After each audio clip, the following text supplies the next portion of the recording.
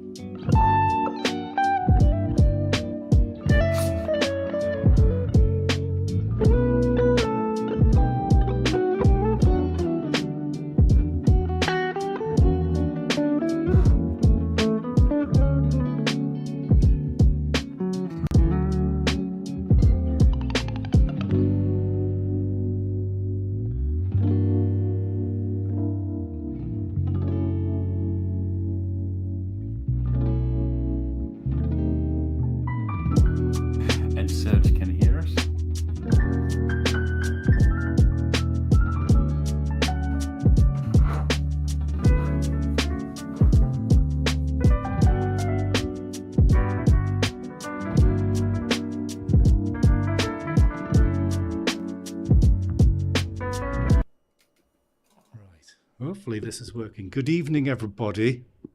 Hope you're well. Hopefully this is working. Hopefully my computer doesn't melt. I can hear it just about taking off below me because of all the resources it's currently using. Because we are lucky enough today to have a guest. So hopefully this button will work as well. And we have a guest from the company DxO, of which tonight is basically the subject of, because tonight we are looking at PhotoLab 7. So from DxO we have Michael. Do you usually use the Wayne bit, Michael, by the way? I tend not to. Right, okay. It does help with search engine optimization. All right. It distinguishes you from the other Michael plans. Well, I got myself in trouble once and got banned from Facebook because I tried to spam every single Michael plant I could find on Facebook. And once I tried 500 of them, it decided to ban me for 3 months. So I decided I can't just use my first name and last name. So All right. I use the middle name. Use the middle name. So anyway, everybody welcome Michael Plant along to the stream. And fingers crossed, Michael is our first guest. Well, yeah, I know he is our first guest, but hopefully he's the first guest where this is actually going to work. So hopefully there's not going to be any crossover of audio and all that stuff. So hopefully it's going to be a bit different tonight, everybody. Yes. I'm going to have some company to talk to, as opposed to you guys in chat, which I'm always very grateful of seeing. But also tonight, I've got plenty of news and stuff as well, so it'd still be the usual lead-in. As you might know from a few weeks ago, that I ordered the Elgato teleprompter, so I'm currently using that. So I have chat in front of the camera. So now, instead of me looking down here to talk to chat, I should be able to talk to chat by looking at the camera and be able to read all your lovely messages wherever you are. Good evening, Don, by the way, or good afternoon, because you're in Tennessee on Twitch there. Nice to see you, sir. Who else have we got in chat so far? So, good evening, Serge. Good afternoon, Ozzy. Evening, Sten. Evening, Simon. And that's me. Good evening, Aileen. Afternoon, Peter. Are you back already? Finished your jobs? Good to see everybody. Thank you all for joining. But yes, when I'm talking to you in chat, I will be looking deep into your souls now and not looking over here. So hopefully that's not going to disturb you too much. Obviously, you're no longer getting my best side because you're having to look at us at the front. But great to see you all. Basically, also, Michael, thank you for following on Twitch. And Blizzard, hello. Hope you're well. Haven't met you before. Thanks very much for joining.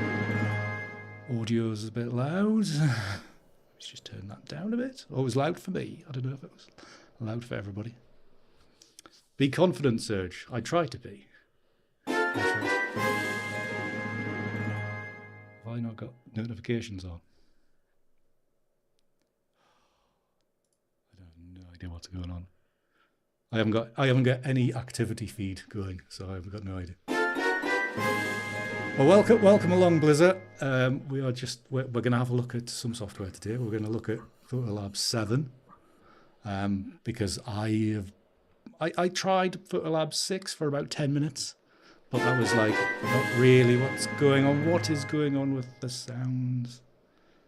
Let me knock that right down. Does that do anything? Is everybody else getting loads of noises?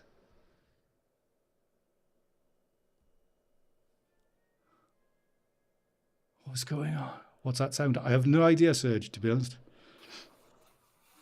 That's turned off.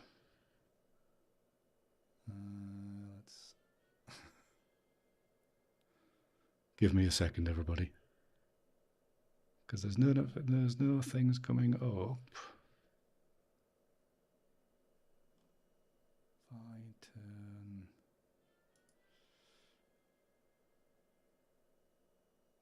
Remove that.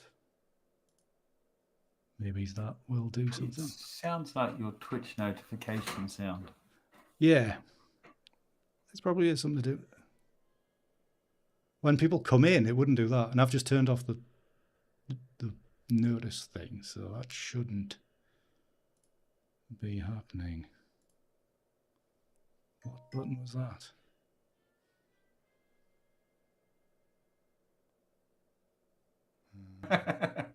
I like that comment. Another costume, Andy. No, that's the...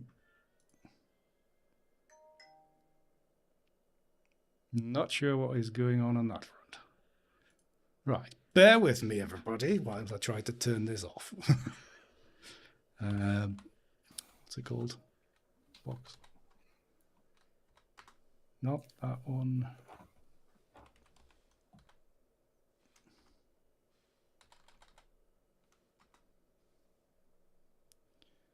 Knew there'd be technical issues today. Knew it. It stopped.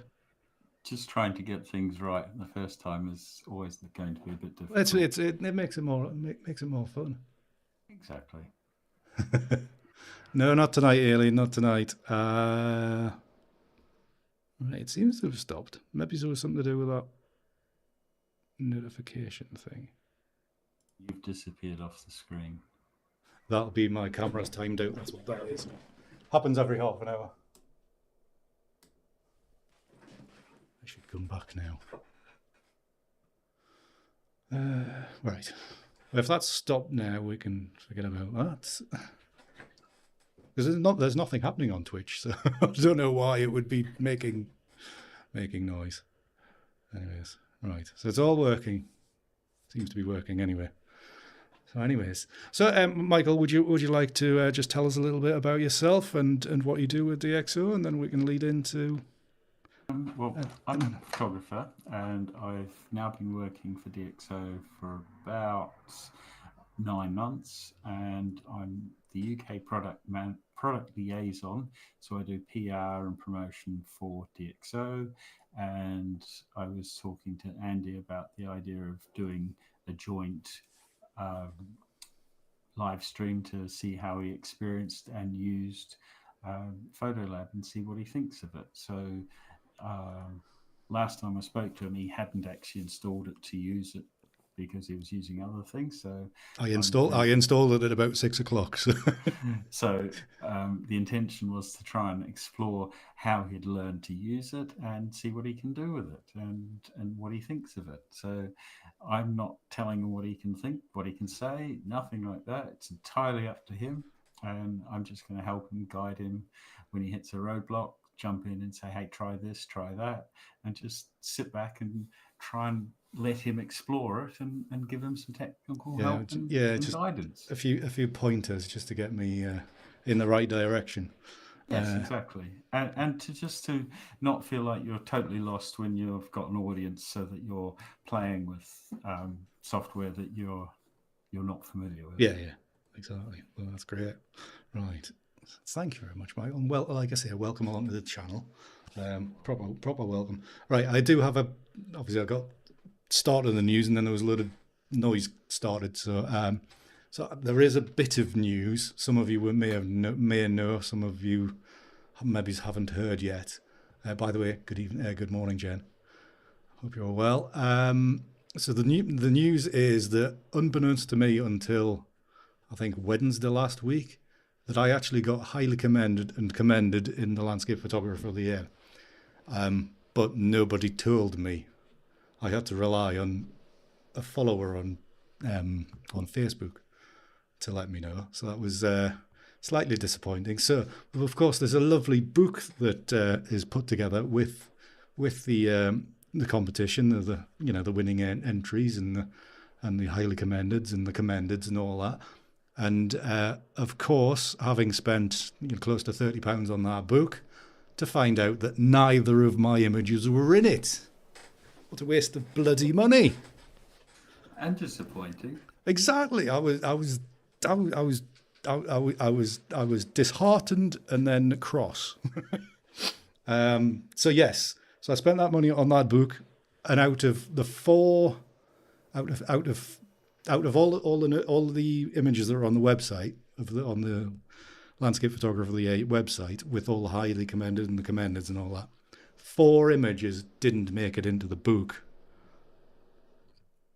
2 were mine, and 3 of them were from the expressions category, which is like the ICM and creative category. So basically, I read that as a big FU to everybody that does creative photography. So screw them. So I've not been very happy this week. So I wrote a bit of a strongly worded email to them the other day. I haven't had a response yet. I'm wondering if I ever will, but but yes, not. Yeah, it might not, but it's all right. They'll not be getting another 35 quid out of me next year to enter. So there you go. But yes, it was nice. It was nice to like after years of entering for such a competition. It was highly regarded. To get a highly commended and a commended in the same competition, very nice. But like I say, I had no notice. Obviously, it wasn't in the book, so it kind of made us think, like, did I actually win? Did I actually get those accolades or not?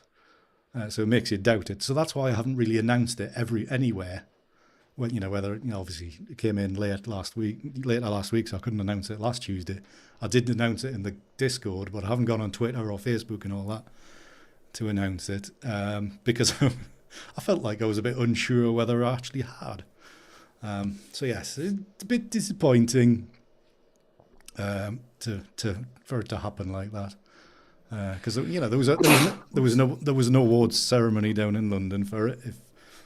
If you were in amongst the top lot, but didn't know about that. Not that I would have gone anywhere because it's London and far away. I don't blame you. London's a big place that's not very friendly. Exactly. So I don't know.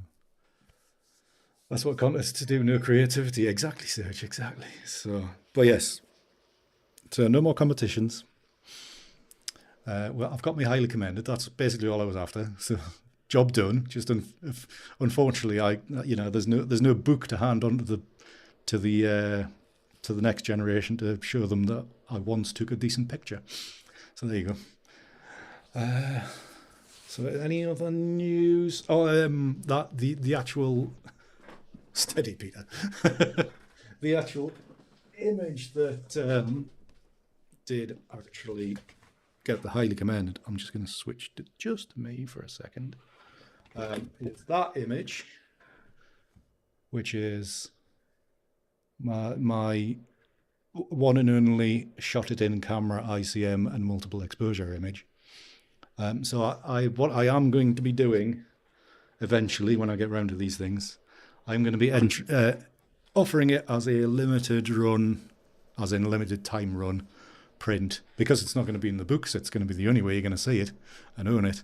Is it'll be going on the website later this week, hopefully, maybe, and it'll be available till the end of the year only. Reasonably affordable as well. So it's not limited in numbers, just limited in time. And also on the merch side of stuff, if I turn on the merch slide, on the merch side of stuff, I've released a section for Sycamore Gap stuff. So there's t-shirts with Sycamore Gap featuring that image and a couple of others. And there's mugs as well with that image on as well, if you're interested in any of those. kingofICM.com is the place to go. So yeah, right. Suppose we'll get on with the show. That's all the news and the flogging at the moment. Who retracted that message? Jen, was that you? I don't mind the word twats. It's quite apt in this occurrence. Good evening, Alan. How are you, sir? Hope you're well. Alan is another highly commended photographer in landscape photographer of the year. Except he found out about his, and his is in the book. So if you do want to see some good photography like Alan shot, you can buy the book. It's just I'll not be alongside him. Right. So on with the business today. Is that thanks to Michael and thanks to DxO, we are having a look at this. Not that I haven't got the full key to release it yet, Michael. I'm still using the trial version. Hint, hint. I'm sure you'll be sending that after the stream. But also, if like at the end of the stream or whenever, if you are interested in trialing the software yourself, there is a link in the description of the YouTube video. That is an affiliate link, but it will take you to you'll be able to get a 31-day fully functional trial, or and there's a link alongside it to buy it as well if you so wish. And I would suggest you take the trial and wait a couple of weeks before you actually buy. Right. But I'm not saying anything else about that because I could get myself in trouble. Oh, it sounds like there's an update coming. No, it's not an update. Okay. Was it a replacement? No, it's nothing like that. It's just the time of year, and we all know what happens. Oh, Black Friday. Yeah. Used to be the time when I would always buy upgrade the Nik Collection because it was cheap. It's still probably a good time for that too. Again, there you are from the horse's mouth. If you're going to buy anything, wait a few weeks. We all know when. Right. So if I get this on screen, the other big news is that we had a massive aurora storm the other day. So was it Saturday night? Fantastic display. We had Steve in the sky as well. I don't know if you all know what Steve is or who Steve is. I can't remember what the actual definition of the acronym is, but they called it Steve, and it's something to do with gases or wind or something. I don't know. Makes pretty patterns in the sky. So yes, we had a lovely aurora display. So I thought this would make a fine example of something to edit.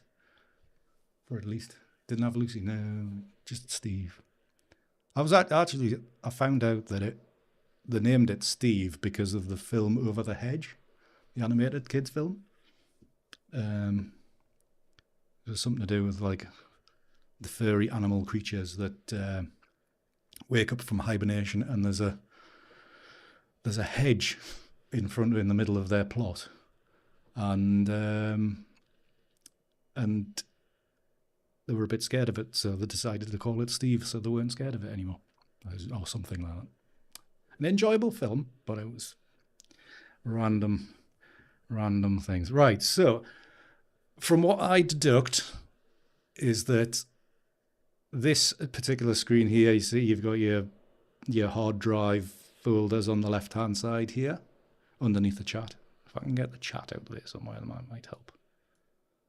Actually, I can probably just hide the chat off here for the moment. So we got your folders here, like your full structure. Oh, that's a good idea. If I turn that one off, there you go. So you've got your folder structure of your hard drives or whatever like my extensive amount of hard drives, and everything's still in one hard drive. So you've got that there. You've got a panel of previews there. You've got a panel, your image there, and then you've got all your EXIF data and everything here, nicely displayed from what I can see. Histogram up there as well. Okay. Right. Yeah, well, that was going to be a question I was going to ask.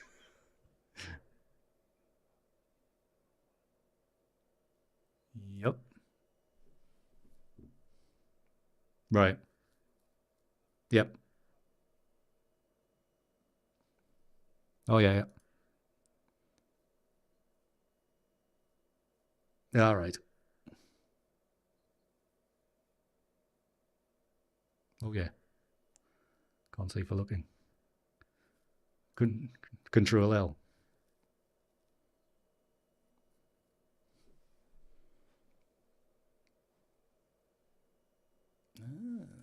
So I can do those. Control L. And there we are. Brilliant. Easy. Yeah. I'd imagine that keystroke is different from Lightroom. I think Lightroom's a different one to that.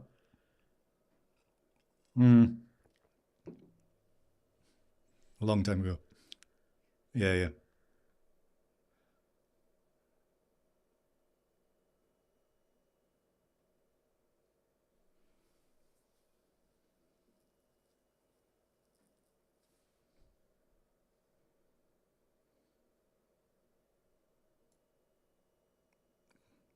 The Adobe stuff.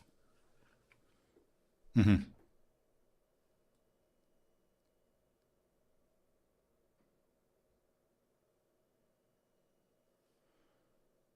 Hold on a minute. Hold on, mate. Hold on a minute, mate. Oh, we've lost you from the stream. I need to add. I need to add you back in because I didn't have you on this layer. Put you over here. There we go. Can we hear Michael now in chat? Can you all hear me now? Let us know. No, it's not intentional, Jen. He just didn't like the look at me.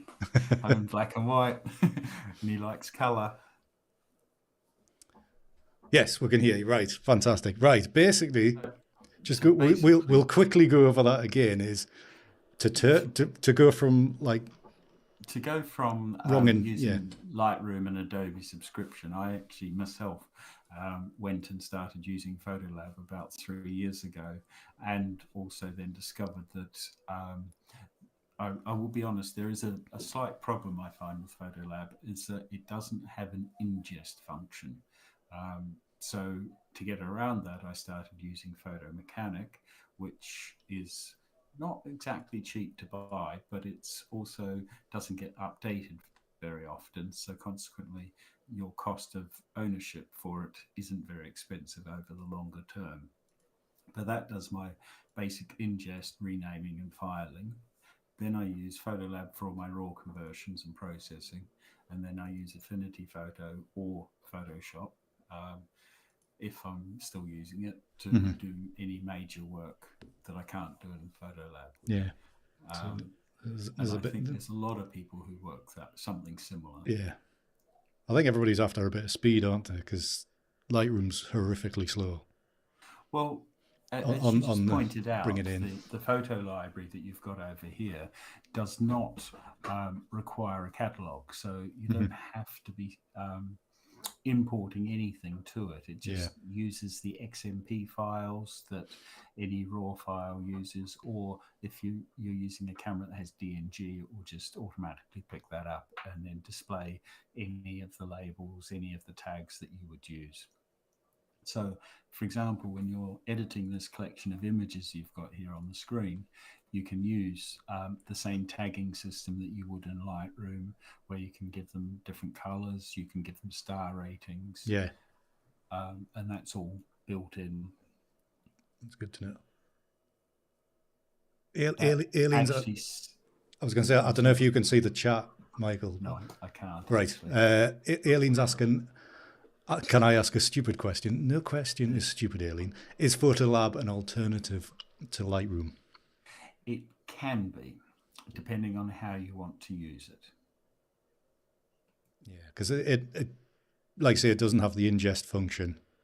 That it doesn't have the ingest function, and it doesn't have a catalog. Yeah. Now, the strength of not having a catalog is the catalog doesn't get corrupted, and it uses the XMP files that come with any raw file. So it just uses those to save any of the changes that you make.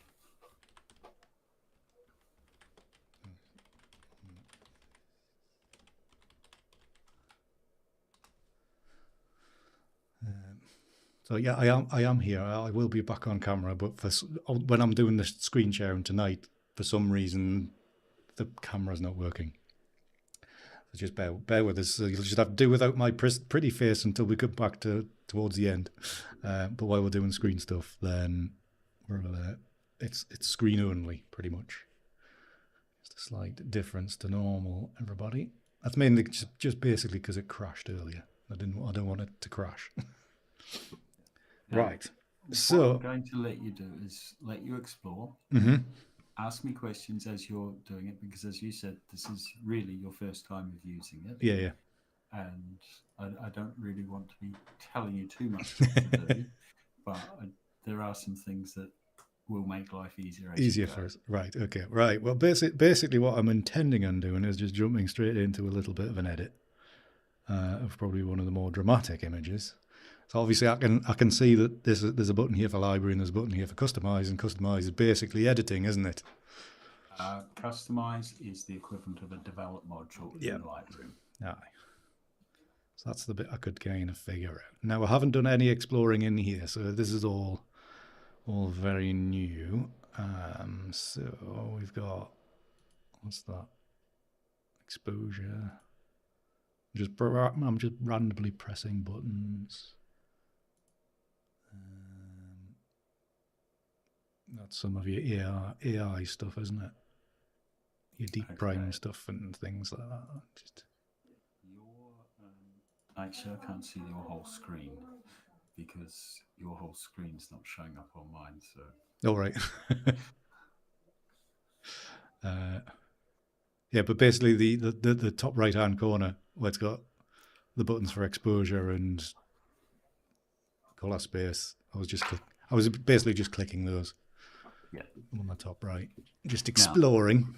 Now, okay, when you're here, up the top where your cursor is, see anything that's got a little slider. So if you clicked on the exposure slider and you were to slide that to adjust your exposure, for example, that then turns a blue line on. So you can actually make an exposure change.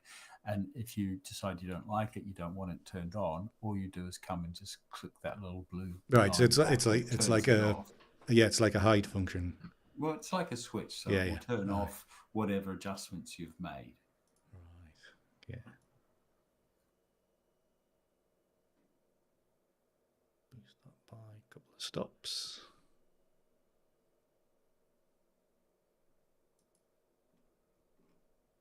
The mouse wheel scrolls in. That zooms in. That's good.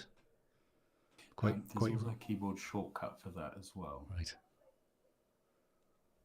Mouse wheel will do for me tonight, I think. Smart lightning. Right. Let's click that. See what it does. Can't read that. Jen, what did that say? Thanks for the follow.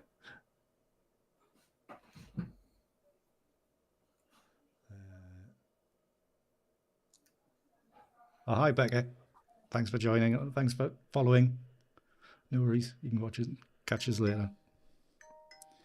Right, so that's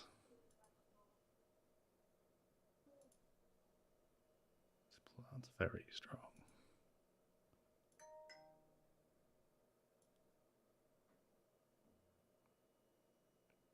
Right. It's all right, Jen. It's all right. Right. So I'll explain how that works. Your intensity, you slide it across depending on how strong or weak you want it. When you were clicking on the thing where it says custom at the moment, that would give you then the strengths that you would have. But if you slid it across, you'll see it changes to those settings if you hit it exactly right, or it can be custom anywhere in between. Right. And it depends on the nature of the photo you're working on. Yeah, I was going to say it's probably not the best example to work with. So, yeah. What I would suggest is turn your exposure off. Click your exposure off to start with, and then try this one. Make an adjustment with the smart lighting and then the clear view plus, and then go back to exposure.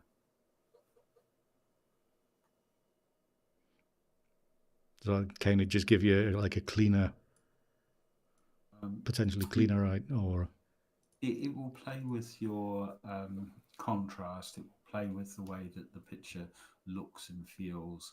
It will do some quite amazing things if you let it. I tend to use it very subtly and not very much because I'm a documentary photographer, so I don't want to pull in too much or will pull out too much, but other people will use it a lot more aggressively than I would. Yeah, right.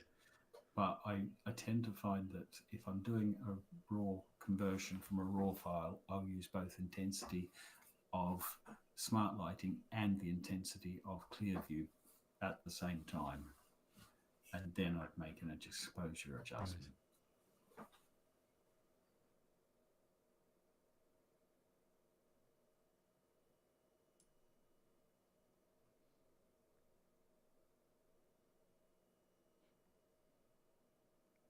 Can you reorder these panels, Michael, or not? You can drag and drop them as much as you want as well. So you can change the way that they're structured within the frame. So you can bring that down. Apart from it's got the lock symbol on. Is there a button to free, like something to free that up, Michael, or is it? Which one are you talking about? When you drag it, see it's got the no, like the stop sign. Okay, that's because it's not working. So what you would do when you're in a selective tone, at the moment you've got nothing selected. So you would select if you want to work on the black, select black. If you want to do the shadows or midtones, if you slide those sliders, that should then come up as the selective tone is then active. No, I was meaning for like rearranging. Yeah, click over the slider. Oh, I see what you mean. Yeah, so you're like dragging. Let me come back to you on that. It was just a random. Yeah, it was just a random question, Michael. Don't worry about it. It's no, it's a good question because I do it all the time. Yeah, and I don't know why yours is not, but I can rearrange mine by just clicking. See where you've got the name, DxO Clear View. You just click your mouse a bit further along, and then you should just be able to drag it up and down. But for some reason, there. And then drop it higher up or down.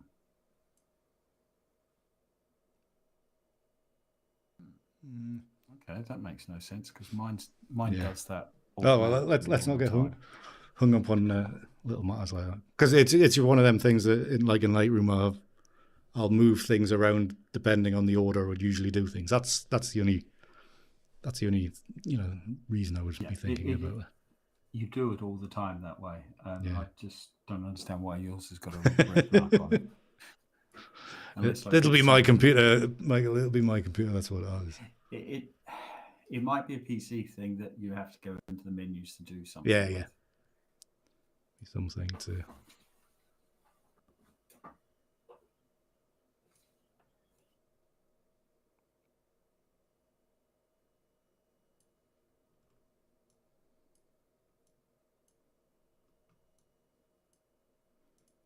This is pretty good anyway. Right, so contrast. Turn that on.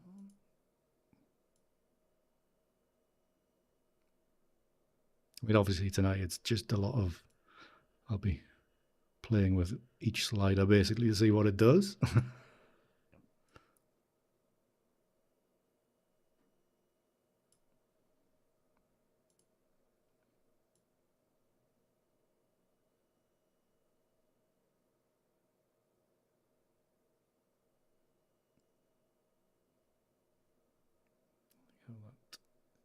Is a bit more bendable than just like a normal straight curve that you get.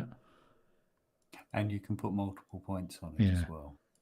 And if you don't like your point, you can just drag them off the side like you would. Like you would, in Photoshop and whatever.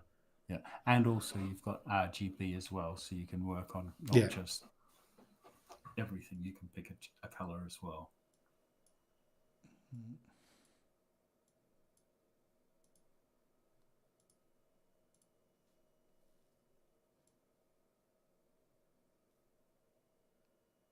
Just having the gamma thing there would be good.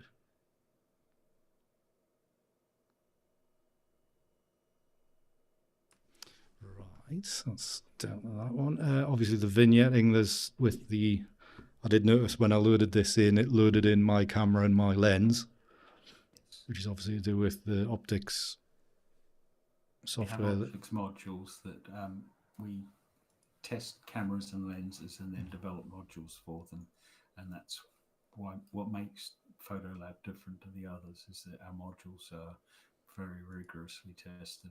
Yeah.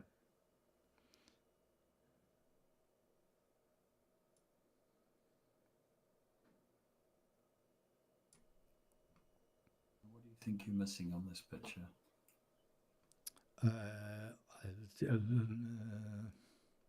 Temperature and tint, that sort of thing. Is that the third one? Next one? That's in the next panel. Yeah, across. And you've also got your HS color wheel and the ability to tweak it. To tweak it, that, yeah. Yeah. So, for instance, if you wanted to just pick up the green and the grass here, you can actually use that with HS color wheel and adjust that. Right, because that'll be like the new on that other bit of software that just released, where you can. You are on version 7, so.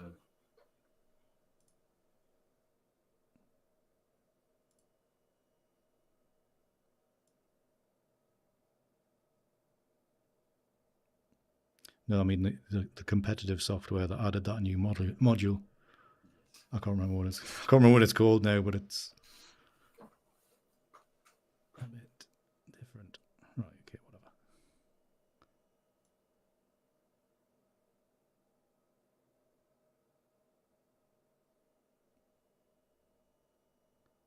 But I'm just changing the tint down to about 5. Just type in 5, couldn't it?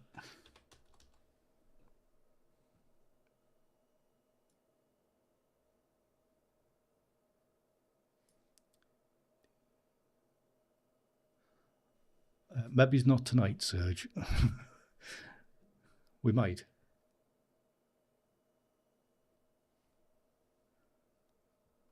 I haven't broken anything yet, Ozzy, but I might find alternative uses, just like I did with everything else.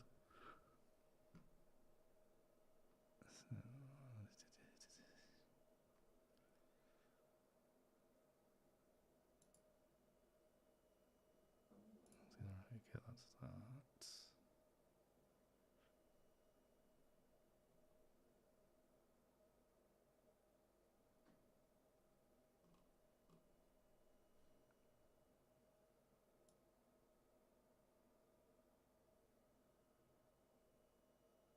Picking them greens up there.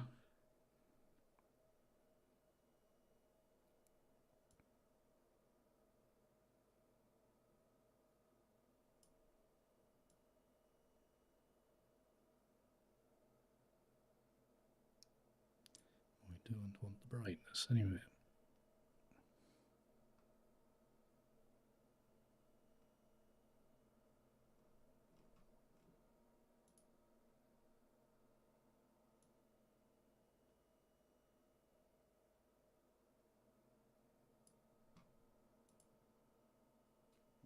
Lead you a little here. What if you wanted to make a local adjustment? Do you think you could do that? Well, that's pretty. Well, oh, that might be that button there. That's the button. Yeah, there we go. And that one looks like a graduated filter. That'll be what I'm after. You've got graduated filters. You've got, or actually, it's control lines we call them, but yeah, effectively graduated filters. And you can also make a negative one as well. Right. So I'll put that on there. And you can also control the color of that as well. Right. Is it going to get rid of the color so I can see what I'm doing? Can't click anywhere else, so the mask's not visible.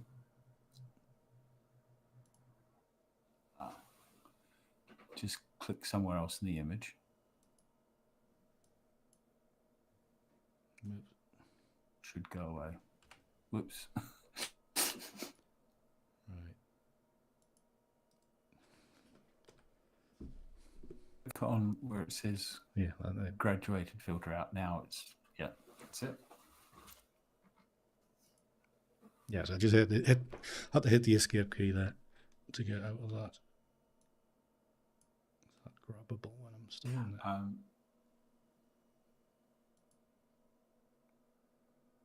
My computer's churning away at the minute. Sounds like an F1 car going.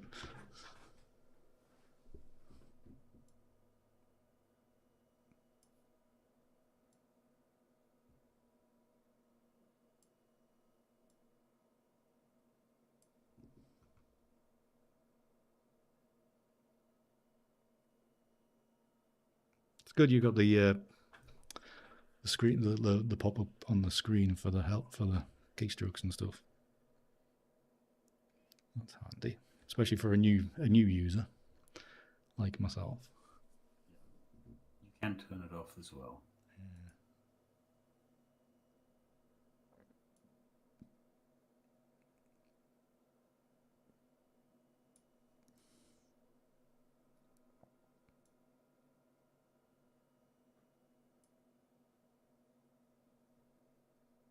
You've now got multiple control lines happening, Yeah. which means that you can switch between the two, and any adjustments you make down to the controls in the tools will actually then be used on either one, depending on which one you've got selected. Yeah, which one you got selected, yeah.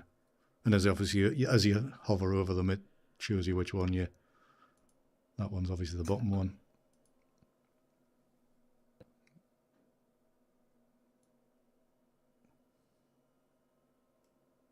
My favourite ones are actually control points themselves, not necessarily the control lines. Yeah. But you can merge a control line with a control point as well. Yeah, I've used a control. Well, obviously, I use control points in the Nik Collection a lot. Yeah. Good that obviously everything's pretty much the same across the whole software ecosystem, isn't it nowadays? It's now, yes. Yeah. We actually had to rewrite the whole Nik Collection from the ground up, which has taken us a couple of years to do, which is why for a while the interfaces between some of the plugins weren't the same. But yeah, you broke the interface because it's tiny now with my 4K monitor. Still never figured out why. Yeah, I haven't figured that one out either. It'll be something my end. It'll be guaranteed. Right. That's good. That's good. See, it's taking its time with my computer.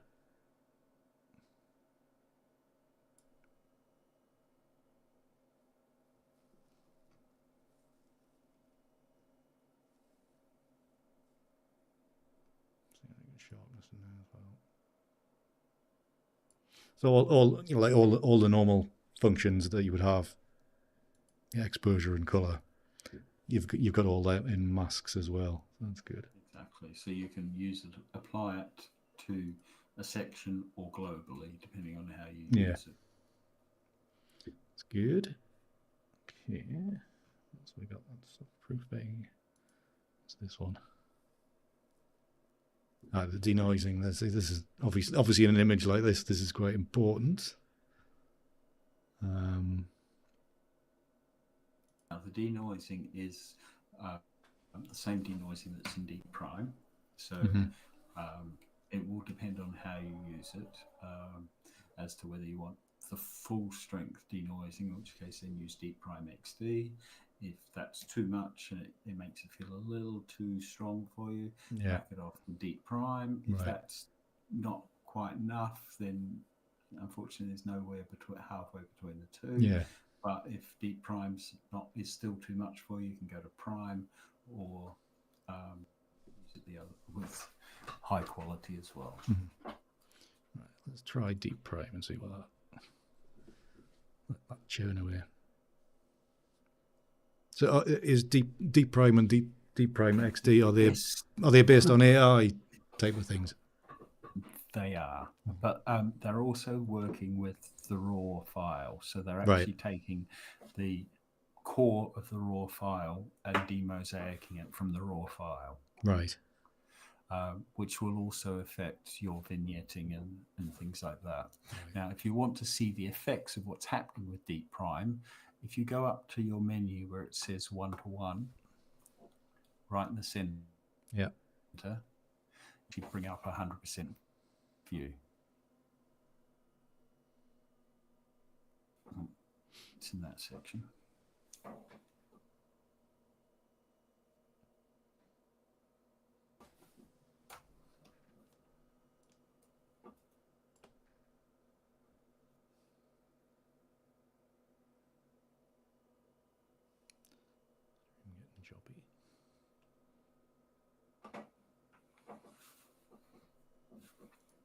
And then you've got the ability next to the one-to-one, if you see the thing that looks like basically a cross, yeah, that goes back to full. Back down to the small yeah, view. Yeah. Grand. Now, if you wanted to, say, for instance, straighten that horizon, can you see a tool that might lead you towards that? Up in that menu. Oh, that'll be this. Yeah, oh yeah, it says a horizon. Very good. So, yeah, no horizon detected, no shit. So I'm guessing you can drag this onto this line here.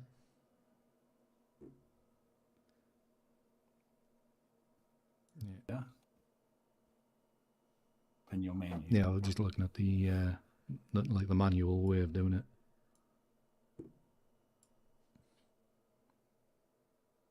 So do you have to hit enter or anything for this to happen, or does it just? Oh, there's an apply button there. Yeah. And there's also a reset and a close button. Yeah. Then cropping wise, that's.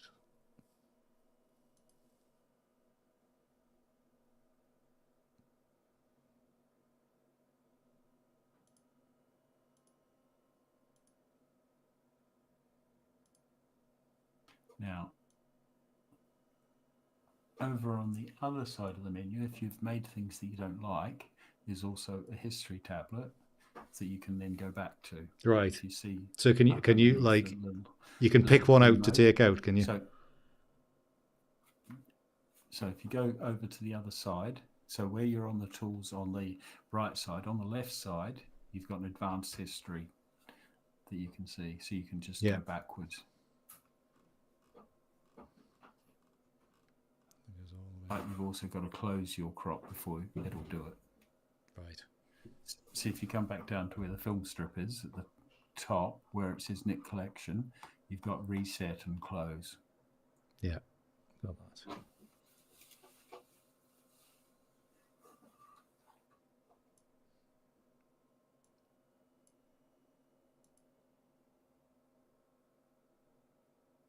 So yeah, so you can step all that back, and then put them all back in. So can you take out like one element out of that, or is it just step back to that point? It just steps you back. Steps you back, right? I'm sure they're all like that. I'm just. Photoshop's definitely like that. Yeah, yeah. Yeah, basically, it's like Control Z about twice. That's about as far back as I ever go. So, in anything. Photoshop has a history tablet that can hold up to 50 back if you want to, but that if it's set at that, it will use an awful lot of memory. So when I was teaching, I would always teach my students to set Photoshop up at 20. Yeah. And that would then save their computers a bit. Yeah. But with some of the faster computers, you can go back to 50 now. Mm-hmm. Yeah, let's clean that up reasonably well. When you look right in. It's never going to be looking that close in. I wouldn't say it was sharp anyway, as you can see the stars have moved from those. Right, so yeah. Right, so I think we'll pretty much know where I'm going now, I think. Right. So if I was wanting to export this, that's just to click that button in the corner then, Michael. Yes. Yeah. There is a keyboard shortcut which I tend to use a lot, which is Right. Command K.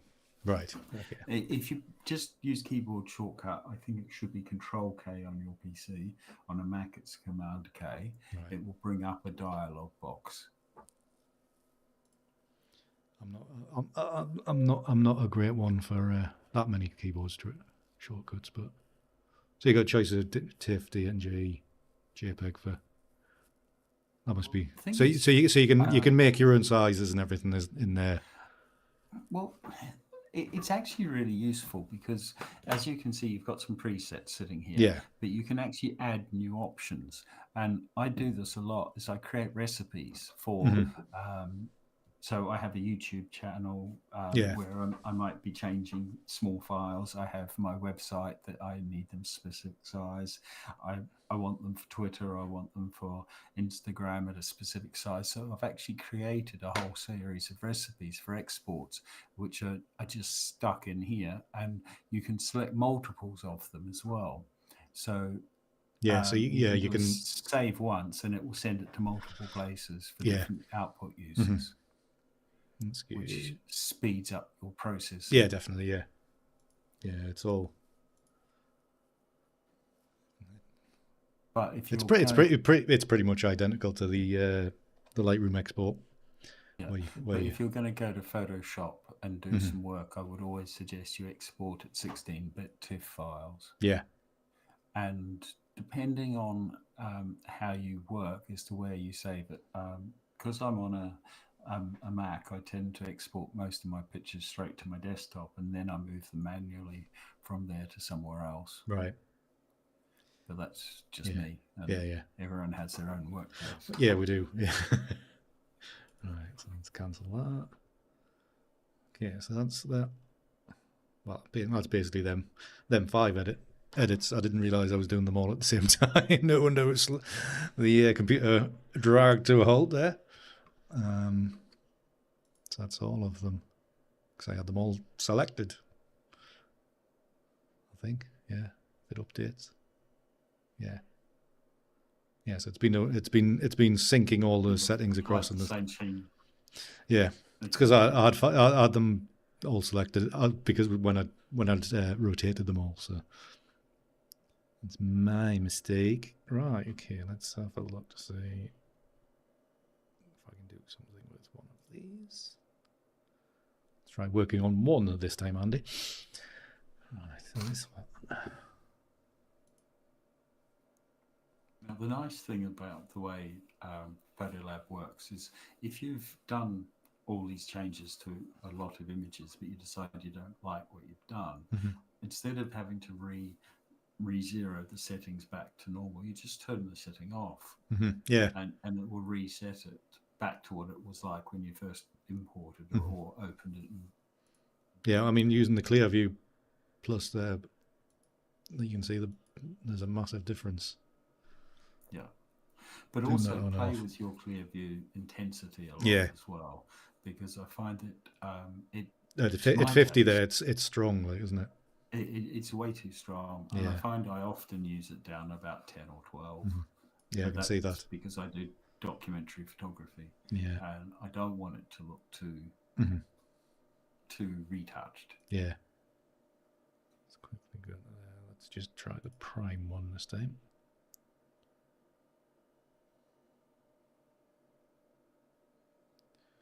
Something's slowing down a lot. I think my computer's going to take off one day.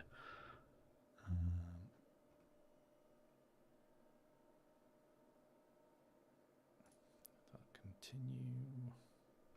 Considering you were doing 5 images with deep prime earlier, and streaming to two places, your computer didn't really slow down that much. No. It's one of the gripes that people have. It says, "Oh, it's too slow to work on denoising." It's like, well, it wasn't really. Yeah.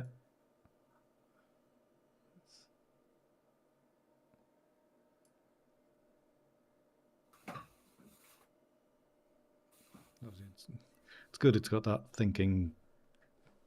No, not the buff. Not the what's it called? The egg timery type of thing. Letting you know it's doing. Let you know when it's if it's taking too long or you're having to. And don't forget, this would actually be working faster without the streaming. Exactly. Yeah. Exactly. Yeah. And it's not even anywhere near a top of a line PC either. So.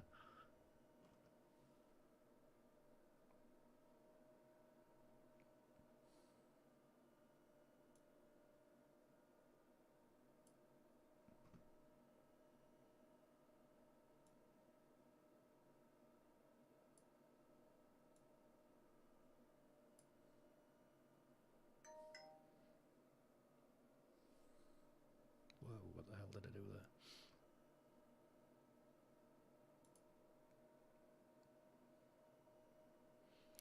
Right, leave contrast alone. Turn that off. Okay, so yeah, I'm going to be quite subtle on that.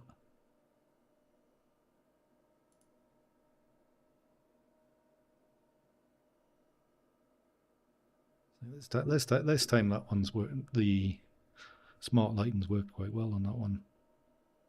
I find that the combination of smart lighting and clear view seems to fix a lot of the photography issues that you'll have.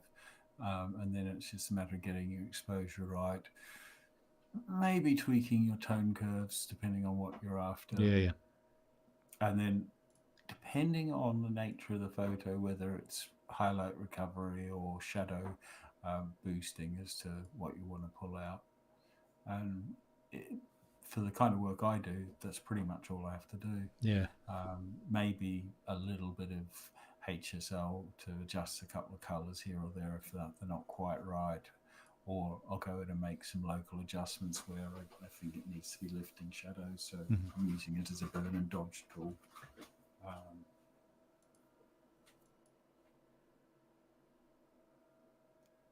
If I was lens, definitely be using the graduated filter effect, basically, of the control lines.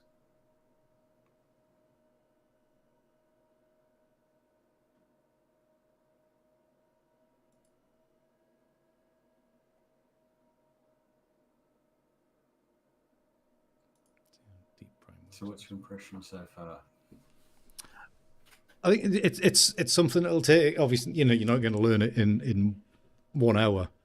I can see like with the the smart, not the smart lighting, whatever it's called, the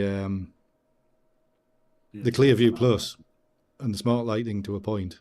I can see that being useful. Obviously, I mean, this is a bit of an extreme kind of image. So it'd be interesting to do something that's slightly different. Michael's voice is quite low. Hold on a minute. I can sit closer to the microphone. Well, I can turn you up a fraction as well. I mean, you were already quite high. So I would say, yeah, there's certainly tools in there that'll be quite useful. Obviously, there's a learning curve to adjust everything to to what we've all been used to for the last 15, 20 years. Well, the thing is, most people, I find this happens a lot when people review software, is that they try and make it look like the software that they've got used to. Yeah. And I think that's the wrong thing to actually be trying to do. And I come at that angle from the point of view, I shoot black and white film as well. And I will never pick a developer for a roll of film that I would then want to make it try and process the film the same way as the other developer. I want it to play to its strengths. And the way I think that we should all be looking at raw converters, which is what PhotoLab is, and like Lightroom and Capture One Pro and a few of the others, and we should actually think of them as just different developers, and they have their own strengths and weaknesses, and they have their own biases. And we should be looking at how we can use those to make the images that we want. Yeah, it's using the tools that are going to work best for your images, isn't it? Yeah, but it's not trying to make it look like you've processed it in another Yeah. raw processor. It's if you think an image needs a certain tool, then use the right tool and use a different converter. If it looks better in one, then why not use that converter? And if it looks better in another, use that.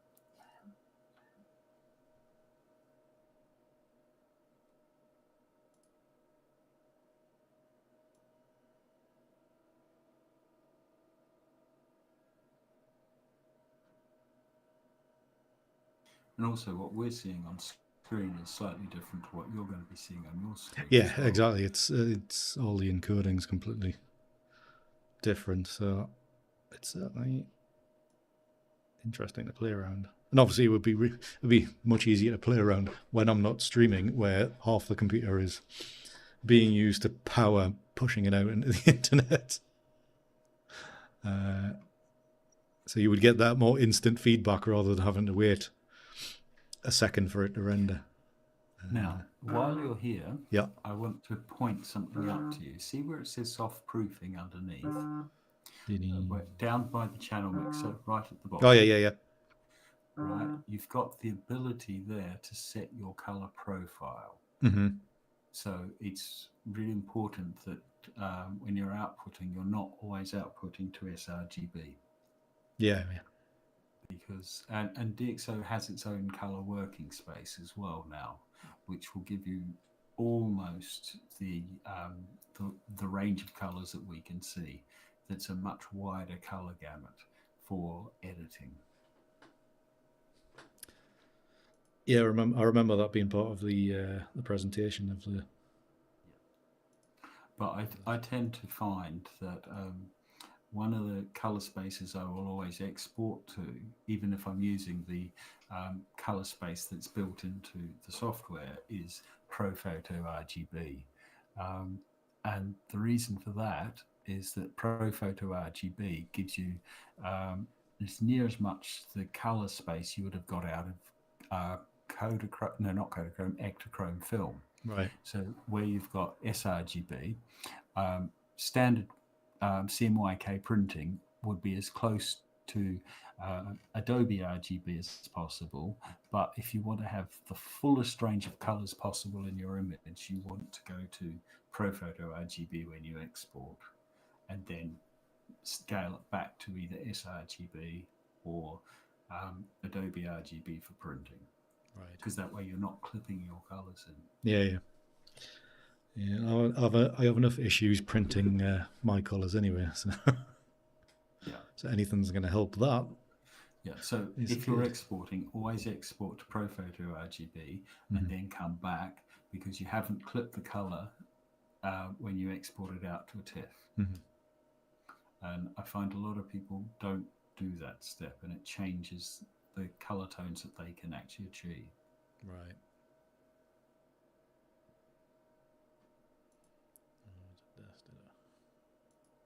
Where your mouse is, or cursor is an interesting bit. See where it says generic rendering? Go down. Yeah, there. Yeah. And with generic rendering, you can then change that to a camera rendering, or you can change that. That's all your color temperatures. Yeah. But if you go to I was going to say you're a second or so behind. Yeah. So you can change camera bodies. You can choose various different kinds of rendering, and also in there is the black and white rendering if you want to turn an image into black and white.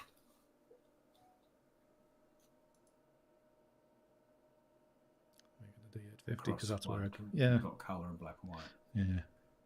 Yeah, changing the camera to like the actual Nikon. It's obviously ramped up the. So you can recreate a camera. Yeah. Or if you're lucky enough to own two cameras, but you're trying to make the project look consistent across both cameras, you can set them both to the same. Them. Yeah. Handy, very handy. I'm not lucky enough to have two cameras, though. So. Right. Okay. And I've got to show you one little thing that I think is absolutely brilliant. Okay. If you see the color calibrated color profile and create profile, um, you can actually calibrate your camera based on it. All right.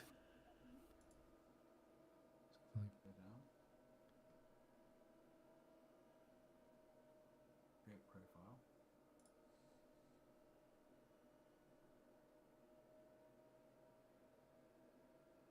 So is that so that's if you've got one of the like the data color checker thingy.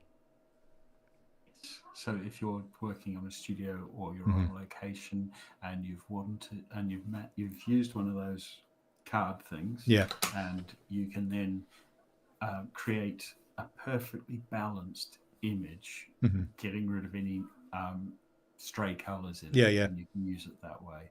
And that is just absolutely brilliant. I think I remember that being part of the presentation when it was, It's only new, and that's it being part of the just built into the software makes a lot of sense. It makes it a lot easier. And then otherwise, you're not fighting the entire time and doing all that. So, right, okay. Let me check this.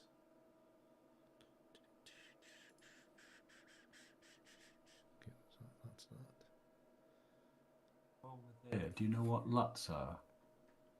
Yeah. I've used them for video, and I was going to say I have had them applied to the webcam for stream before. So, well, you can actually then apply them in this one menu down, where it says rendering at the moment none. You can select LUTs there, or you can also import them from pretty much any program to create LUTs. So if you've created a video that you need to match your still photo with, you can import them in here and apply that as well. Yeah.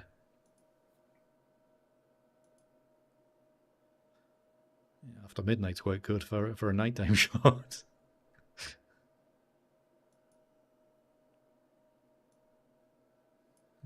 Very good. No, there's no. I mean, there's a obviously.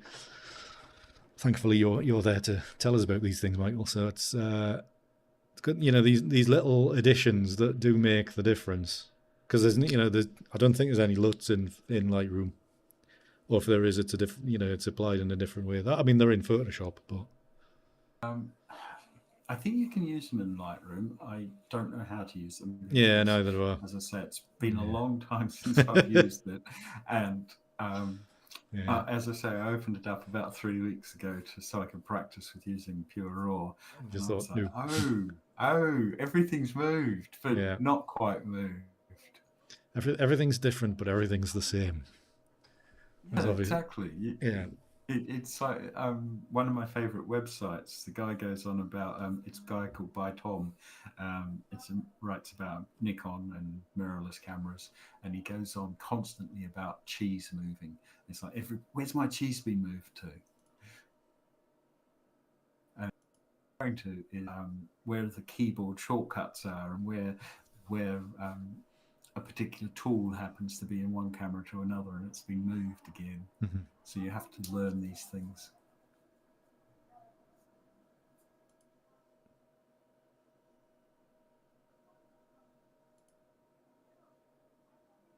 Just having that button just to turn them off as well, that makes it very handy. So if you don't like the LUTs, you just turn the LUT off. Yeah, exactly. You don't have to set it back to 0 again or anything like that. Just turn it off. Exactly. Fantastic, grand. Right. Well, it's had 2 hard goes at some Aurora, so let's give it something else to do. Yes, Serge will not be doing any ICM stuff tonight. That's for certain. We're not editing 5 images and then putting them together for you. I don't have Film Pack, no. If you've got a question for Michael about it, though, I'm sure you can ping it in. Film Pack expands the possibility of a couple of things in PhotoLab. But it depends on whether you want to use PhotoLab or whether you want the Nik Collection as to what you're wanting to achieve. Right. As to whether I'd recommend the Nik Collection or film pack for, say, for instance, if you were doing black and white conversions and you wanted the film to look like Tri-X. It really depends on.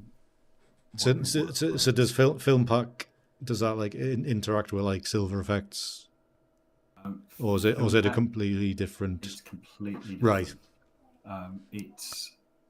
It'll achieve a similar result, but what DxO have done is gone and got various Paris labs to process film, and they've then scanned the effects and created film pack out of that.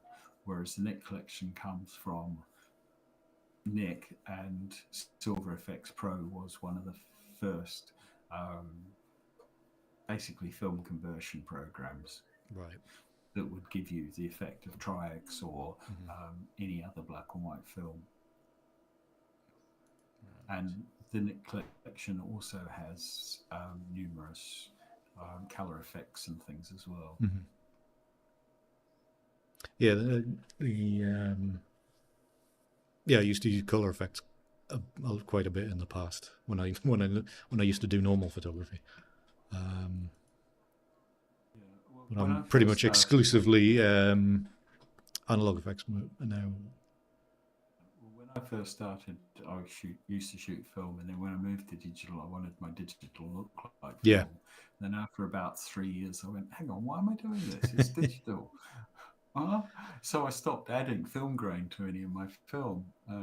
But recently I bought a film camera, and I'm now shooting film again, but only black and white. So occasionally I find a color digital image needs to sit in with a black and white film image. So it's back to Silver Effects Pro again.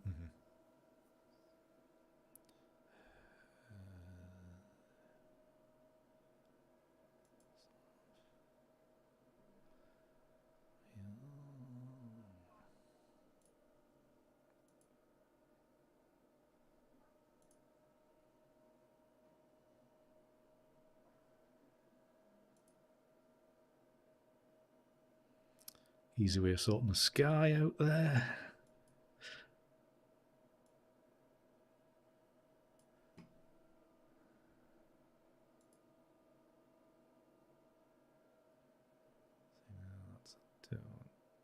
I don't need smart lighting on that one because I want to keep that shadow dark.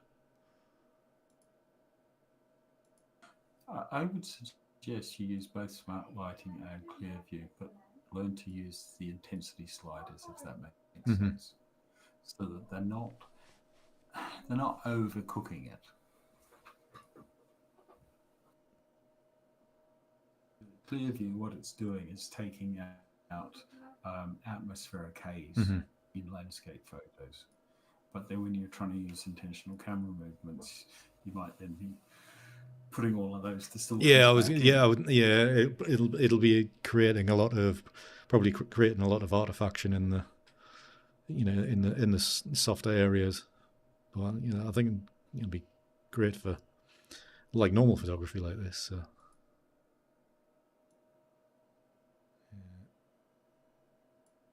Yeah, but I could see this picture swinging around the tree. So it was done. It was done. It's a central point. Yeah. It was done, don't worry.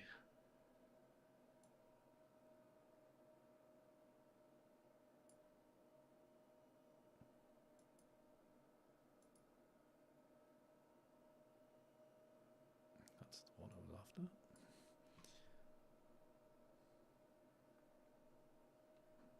And then if we come down in here.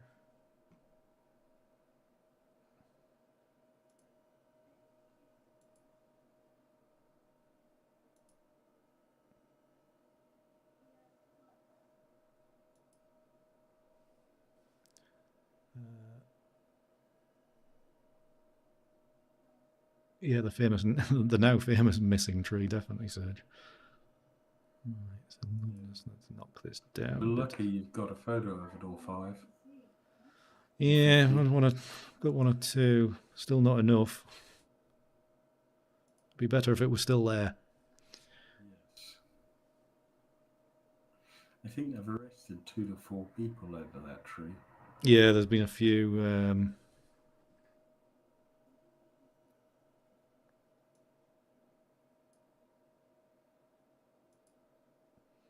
And nobody seems to know what the actual story is either, so it's...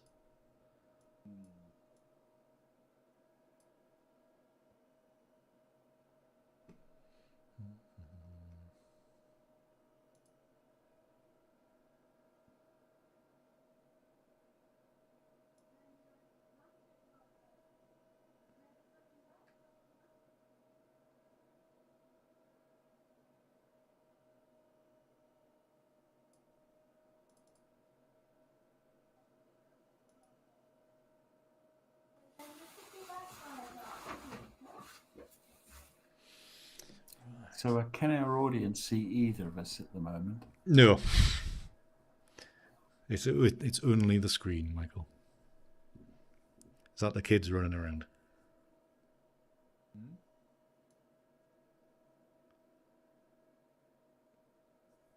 Pushing that around there, that's handy.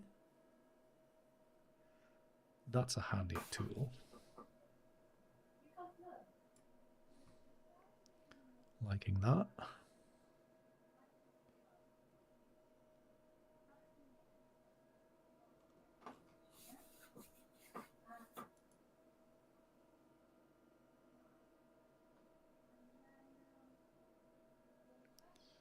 Not really bothered about that. Not really bothered about that. Masking to the sky in.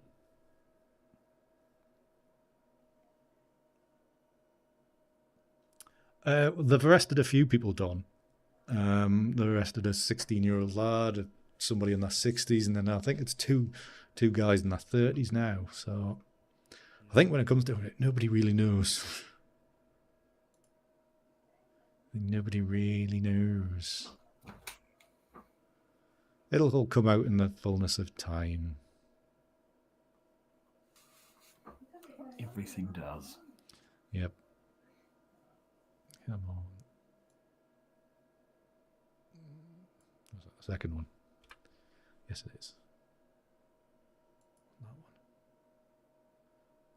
That's the one I want. Yep.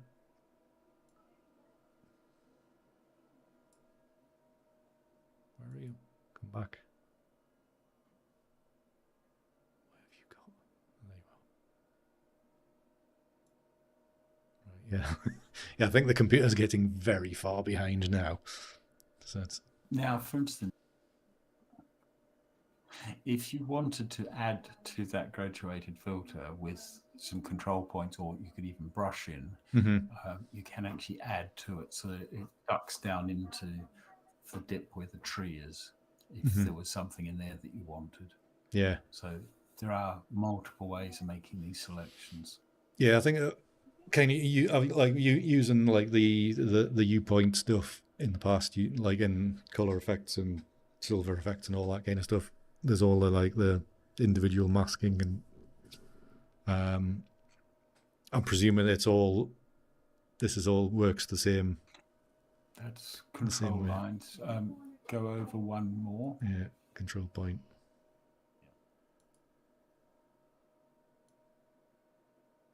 Make that bigger. I think it's just the computer's starting to struggle now. Control points as well. Yeah.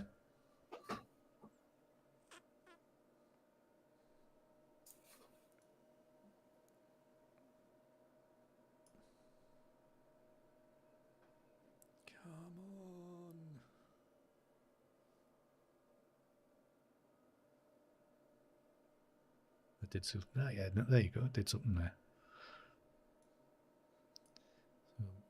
So lighten that up a little bit. Obviously, the performance is lacking at the minute because of the stream and everything. But yeah, that's the kind of thing I would add. Just a bit of lightness behind, just to aid the tree coming through.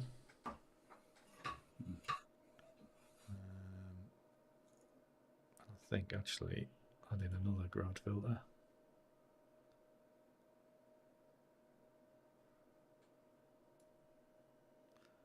Coming in from this end, and then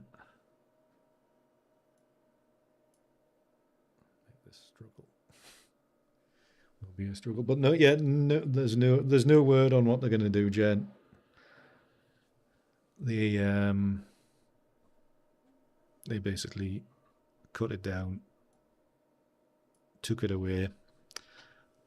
The trunk is currently in hiding, so nobody knows where it is, so they can't steal it or anything. So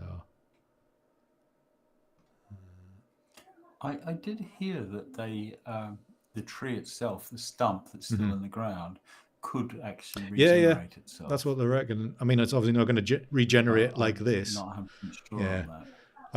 I did hear somewhere else that what did they say?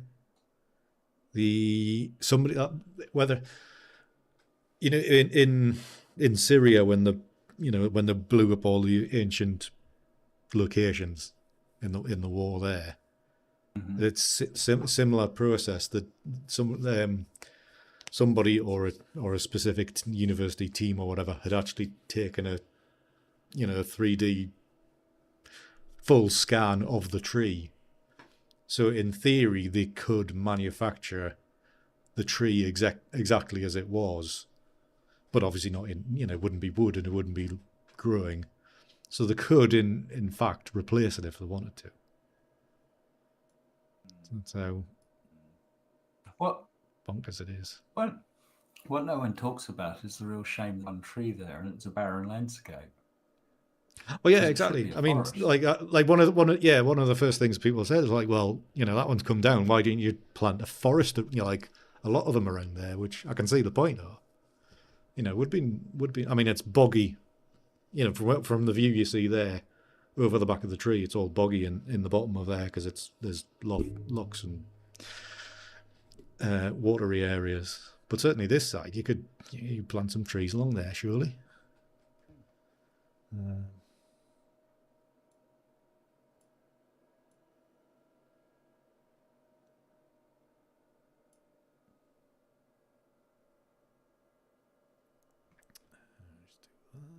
then actually I want to go into the colour here.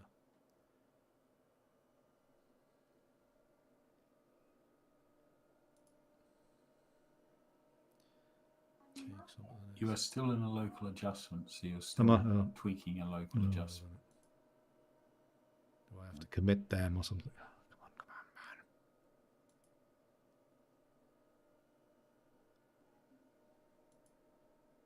Come on, man. Right, do I have to... Are you wanting to do a global adjustment or? Yeah. Yeah. You're in the globals now. So I'm in the globals now, okay. Yes, you are. Yeah. That's locals again. Yeah, that's fine. Just right after that certain colour, so that's fine. So as long as you remember when you're using it, the toolbar at the top, if it's highlighted, then no, I can see I can see where I'm going a lot of the time now. Like I say, you can't learn it all in like an hour and a half, but you can. With plenty of experience with other software, you can get in pretty quickly, can't you? Yeah, and it's not hugely different. You've got your histogram up to one side, you've got your navigator sitting there, you've got the history on one side. You can actually add and move tools around. You've got if you come up to your menu bar up the top, you've got palettes. So you can adjust your workspace. You can move things around and remove them. See where your cursor is, and there's a little arrow to one side. So you've got your menu to the right, and there's a tiny little arrow about halfway down your screen. If you click on that, that removes it and pushes it off to one side. Same on the other side. There's a little arrow about halfway down, and that can just disappear that menu. Yeah. And you would be able to move all of that, all those bits around as well. I did forget to say one thing. You are in the standard DxO. You aren't even in the advanced one yet. Yeah, right. So there is a couple other things in the advanced as well. Right. There's even more. Yeah, but it's not that different. I actually used advanced workspace all the time, and it just changes a few things, switch back between one and the other. And if you want to move move palettes onto another monitor, you go to palettes and you can create your own palettes. Mm-hmm.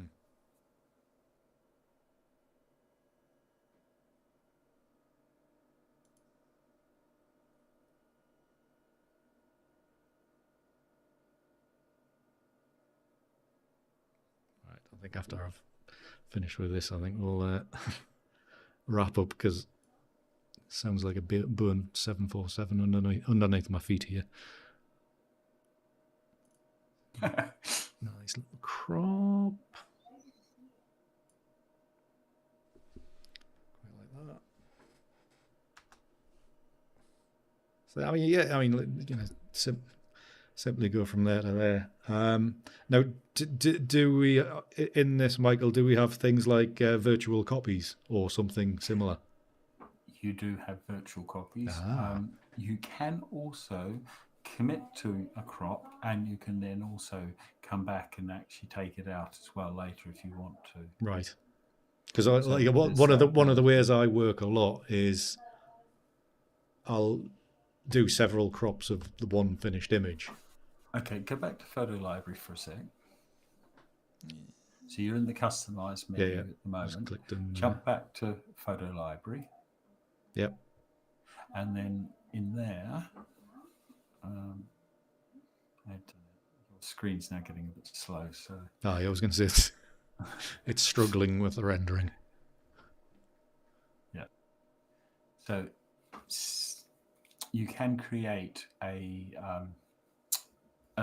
soft, another copy, basically. Right. I'll just bring up my screen so I can talk you through it. Control J gives you another. If you're, I think it's right-clicking. Yeah. You can actually go into any picture in the library, and you've got copy correction settings, copy metadata, export, set things. You can also use it to find the image in your Finder, which is really useful. Up in your view menu, you've got the split preview. You can set a reference image as well, which are all good things. Now, one thing you were specifically asking me for is I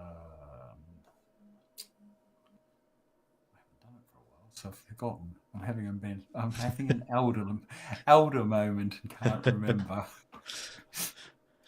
Yeah. I'll come back to you on that one. And then it was just the virtual copy, and it's just right click virtual and make a virtual copy. But that's good. It's all, when it comes down to it, it's all straightforward. You can see, I mean, you can see the massive contrast there between the two. Once the screen catches up for you, Michael, you know, that little bit of editing that we've done, we've made a good job, a good stab at a proper edit there. Yeah, the other thing, Michael, which I just remembered, is spot removal.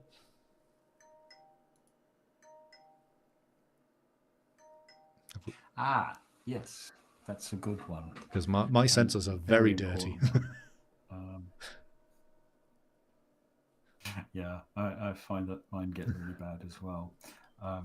Let me just bring it up for you so I can walk you through it, because it's relatively easy to do, but without an image in front of me to actually do it on. Touch a screen, if that makes sense. Let me just...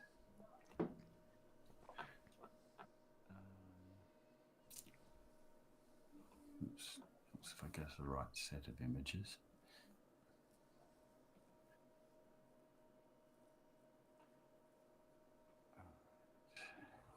It's got to be done in the customize. And if you see your menu across the top, see how you've got what looks like a rubber band, not rubber band, an elastic. Oh, that one, band. yeah. Oh, yeah. That's retouch, for retouching and taking spots out. Right. So it's that one will just take it out straight away. Mm-hmm. There is an allow you to copy from one bit to another, which Yeah, is I can your see clone that. tool. Yeah. So when you click in there, you've got a dialog box that comes up. You can apply them as you go through them. You can reset them. You can show masks. You can close it. So it's really easy to do. Yeah.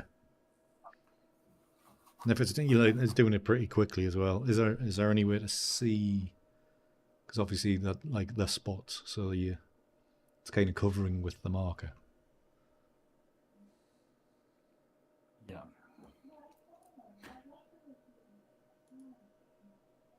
Because one of the things with Lightroom especially is that you click to do that spot and it takes 10 seconds to render each one. It seems to be working quite well. Yeah. Quick. Obviously, not everybody's streaming at exactly the same time. No, and you'll find that it will work quicker without the streaming. Yeah, yeah.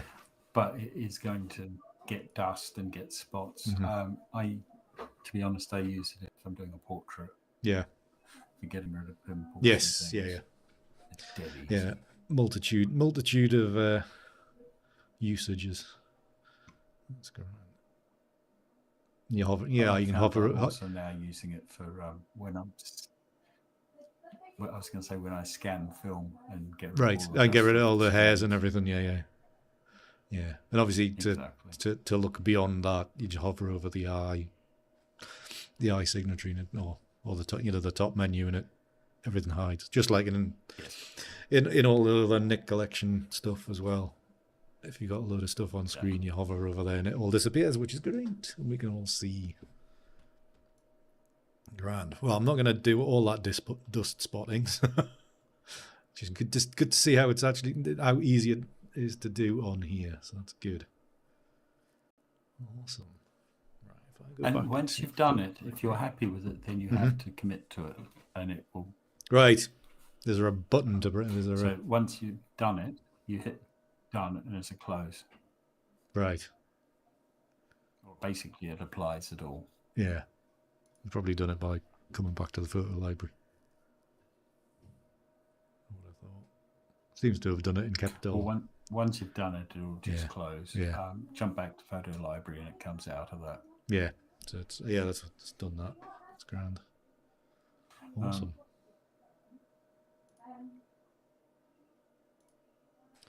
Right. There's also some ways of sorting when you're in the photo library, which are quite useful. Right. No, I'm not much of a sorter, Michaels. Okay. I'm very much a case of, that's the order that came in. Okay. Well, I was just going to say, over the top in the menu bar, before we started, you asked me about numbers for how many images are in the folder. Yeah. Well, that's displayed right in the center, but over to the left, there's a couple of little controls with arrows. Yeah, people might want to play with those too and have a look at what they're doing. Yeah. So obviously the filter, you'll be able to sort them by rating and numbers and. Exactly. Yeah. Now I'm presuming you can just click on any of these and just give it say press 2 and it'll give it a star rating of 2. Does it work the same or does it not? If I remember rightly, because it will remember your previous settings when you go from one version to another. I had to set that up because initially, if you go 1, it goes to red or it goes to yellow. Right. And you have to go into the menus to change it so it does. Right. Okay. Way of setting. So you could customize it to colors or ratings or. Yes. Yeah, but you'd have to set it up. Yeah, but I can't remember whether it's PhotoLab that did that or whether it was Photo Mechanic that I had to do fair enough. Because it's been a while since I did it. Yeah. No, that's great. No, to be honest, doing having the option there with obviously the other software, it's the keystrokes are pretty much set. They're settings. You can customize them, but it's set in stone. But it's good that you can press the same buttons, but you can customize it to colors and not just star ratings. That's good to know. good to know. And I do like the more graphical breakdown of the metadata in this block here on the top right, rather than just a list of stats. It's got the the blocks saying that. The metering also and the come money. down here where it says IPTC and add all your information as Mm-hmm. well. So yeah, just like everything else. I would actually recommend everyone doing that. Mm-hmm. Make sure you put your contact email address in as a bare minimum. And something from a professional standpoint, I would always put your name with a copyright symbol with the year. Yeah. In the metadata. Yeah, I've got the copyright notice there, 2021. That shows you how much I've updated that. But yes, that's always one of the things I've never quite get round to. It might be part of the import on the other software. It might be, it might not be.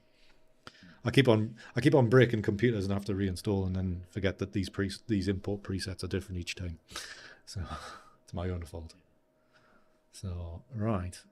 Well, I mean we're not going to go into any like multiple exposure ICM stuff tonight, Michael. I think it was more of a showcase on regular imagery. I'm sure in the. Well, that wasn't our intention. Our intention was to try and help you to play with it and work through it.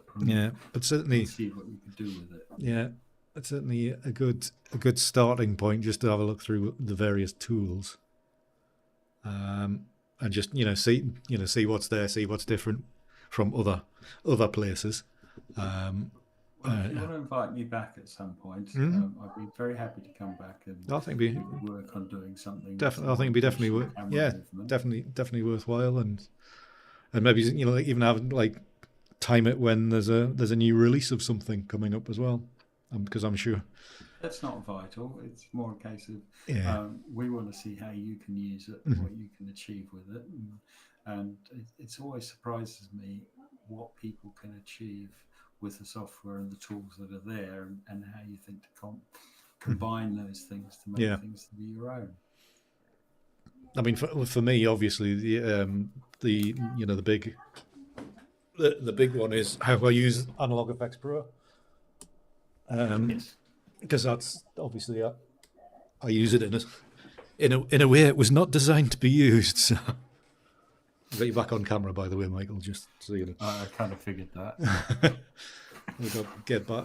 Obviously, the Nik Collection, the Analog Effects Pro was not designed to do what I do with it. So, well, not the same purpose, I should say.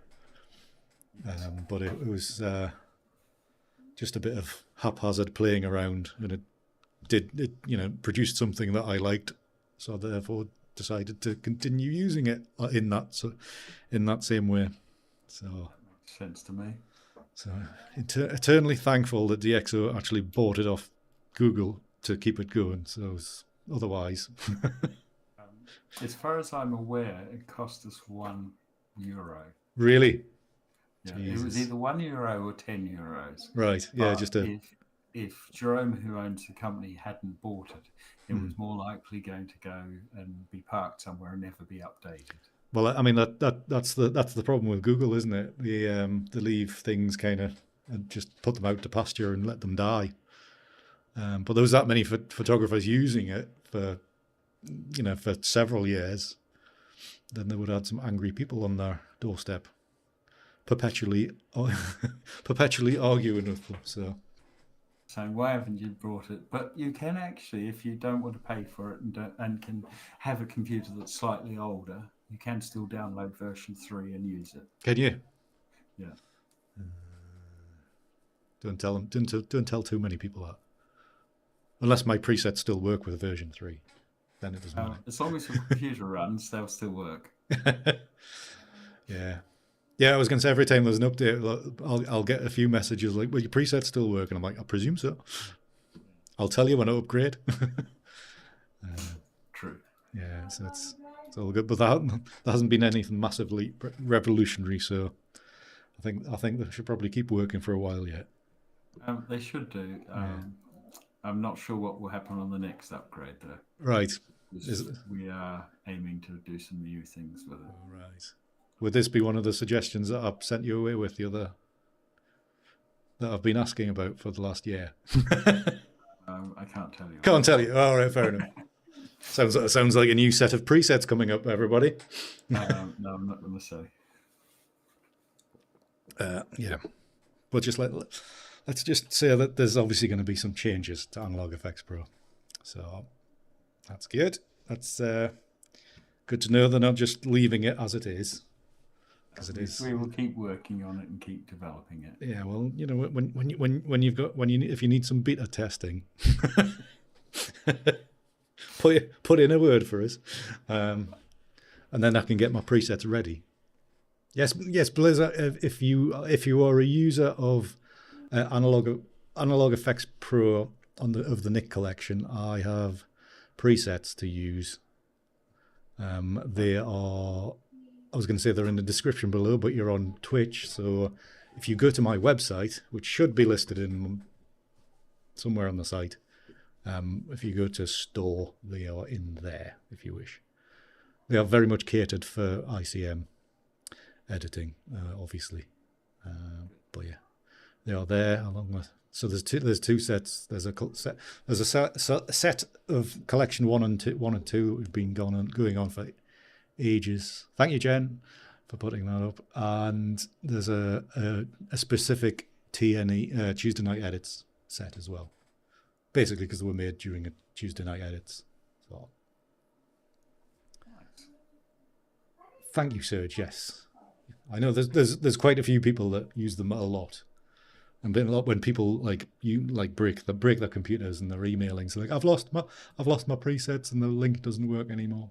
Like, yeah, it only works for 24 hours. So yes, store them properly, everybody. Otherwise, you will lose them. But no, if anybody actually asks, and they can prove that they did buy them, I do send them up. But yes, presets are available if you need them. And just as a reminder, if it comes up, if you want any merch, head over kingoficm.com for t-shirts, hoodies, mugs, etc. All the good stuff. And you can represent Tuesday Night Edits. I haven't got the t-shirt. No, I haven't got the Tuesday Night Edits t-shirt on. Exactly. Put them in Dropbox or OneDrive or whatever, and then you know where they are. Yes. Great. So grand. Right. That's that. I like your merchandise. Thank you, mate. Well, I mean, you know, print sales are pretty lackluster, so got to try something. Exactly. And you know, even if nobody else buys it, I've got a decent hoodie for the winter, so it's the you know what you're gonna do. And I was gonna say I've got a decent mug to drink out of, but I haven't got one with us. So yes, it's good. And the website that it's based on, I think it's all of a sudden become very popular. Fourth Wall, if anybody's interested. I have a code if you want to try to set one up. Anybody that's a creator, I think you have to have 1,000 followers on Twitter minimum or something to get on it. I think I could have qualified about 4 times. So it is pretty easy if you've got a bit of a community, and it's dead easy to set up. There's memberships on there as well. And I got a notification yesterday saying that if you have memberships on there, you can have your own dedicated app for the phone. That's how mad it's got now.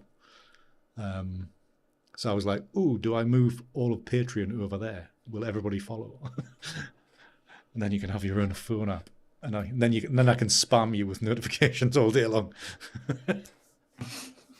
But yeah, Fourth Wall has been great. You know, I mean, they've got printing houses all over the world, so you don't have to, you know, be importing from America all the time or wherever. You know, it's mainly local stuff. Although somebody else has got their site with theirs, and I bought a t-shirt the other day, and it's come from Latvia. And I'm like, oh, for God's sake! So I was wondering why the delivery time was a little bit longer. I think it'd still be here by the weekend. But it was just, I was like, why is it coming from Latvia when I'd bought other t-shirts from other creators as well? and they all came from the UK. So why was this particular? So whether it's a different T-shirt or a specific colour they don't have stock for, I don't know. But it's come from Latvia. But yes, so if anybody's interested about having their own merch store, drop me a line. I can help you out with a code, and it helps us both out. Funnily enough, good old affiliate marketing, isn't it, Michael? Yes. So we like affiliate marketing. Yes, we do. So if you would like to give PhotoLab 7 a trial, you can get a 31-day trial via the link in the description below. Obviously on the YouTube video. Did you, Don? Oh, thank you very much. It's a pity that's... Oh, no, there we go. There we go. We had a notification. I was going to say I turned them off, but I didn't. I put them back on. Thank you very much, Don. Much appreciated. Very kind of you. By the way, Don, did you use your discount code because you are on the Patreon? You might have just made a mistake.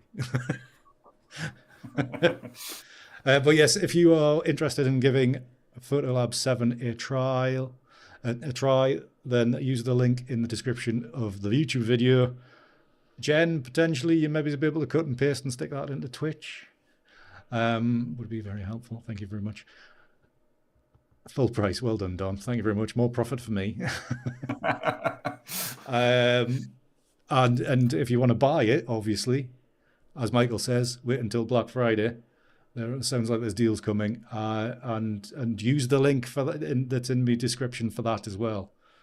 Yes, use his link for it, because then he gets. Then I get a little bit of money out of it. So yes. Do use that, and also the same computer and the same browser. There you go. Yeah, don't do the browser cleaning and all that after every time you use a browser. So leave all your cookies up. Exactly. Yes, don't kill them off. Or you go back to my site and do it exactly through that again. Thank you very much, Jen. Anything else? And if you want the same with the Nik Collection as well, there's links in the description about that as well. The upgrade price, I would wait till Black Friday and then do it through the store. There you go. Tips from the inside, everybody. From the inside.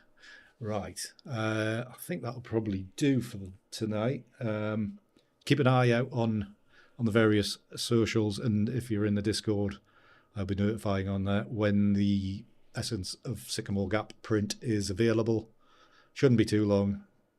I'm out most of tomorrow now, all day Thursday.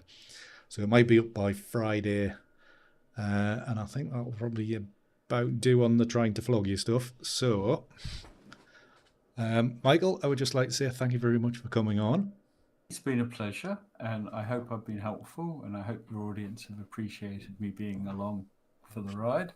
I'm sure they will have been, and thank you very much for your help and your guiding hand, as I looked a little bit lost for a little while there, but I can see my way through it now. So I think I'll be able to give myself a good bit of time and work through it, and have a good royal try at it. I think is going to be the way forward. Sounds good. So thank you again, Michael, for coming on, and I look forward to speaking to you again soon and finding it, and probably at whatever the next batch of presentations for whatever upgrades are coming later this year or early next year or whenever they'll be. I must say it's a great pleasure to be part of the DxO affiliate program, because I do get to I get a few days notice that there's things coming, so that's good. But no, it's nice when companies reach out to creators without creators having to go knocking on their doors to beg. So part of my role at DxO is to try and help support photographers, so that's why I'm talking to you and why I'm joining in tonight. Yeah, well, you're doing a marvellous job, so thank you very much for that, Michael. You're a credit. Thank you. Credit. So, right then, guys. Thank you all for joining in. Obviously, it's been a very different stream to normal tonight. We should be back to back to the regular hijinks next week. And you never know, we might be using PhotoLab 7 to sort out the ICM images at the start, before we jump into Photoshop to do all the other stuff. So we'll see how things go over the week. How much practice I get to do. I know I've got a crap load of work to do. So it might not be next week, but probably in the near future.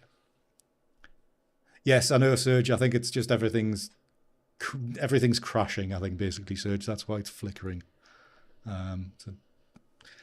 Juddering to a halt. Yeah, juddering to a halt. I think we've just a bit. I think we're pushing our luck, going nearly 2 hours on doing all this, streaming to 2 places, using different software, editing high resolution images. So I think we've done well to get this far, to be honest, because at the start we weren't getting anywhere, or before the start we weren't getting anywhere, were we, Michael? There was a lot of silence. Yes, we had a sound issue at the start. Yeah, we did. It has been, Jen. It sounded like it sounded being like a Boeing 747 beside us since about 10 to 8. So I think the computer will be needing a rest as well. So thank you all very much for joining me. Michael, again, thank you very much for coming on. Now that I know how to do it, I'll be able to get more guests on. Fantastic. So that's to look forward to in the future. But again, thank you very much, Michael. Everybody else, thank you very much for watching on YouTube and Twitch. If you have identities on either or both, please do follow on both. That would be great, just to boost the numbers, especially on Twitch, and then we can get a little bit further in. Maybe I think when we get up to 50 followers, we can get up to affiliated and various other bits and pieces going on. So that would be pretty good. Always helps. And then we're going to do subs and all that kind of muck, because obviously every Tuesday we are going to be doing this on Twitch as well. So grand, just to remind you of that. Good night, Don. Good night, Serge. We'll see you all later. Thank you very much for joining me. And until the next one, keep it hard. See yous.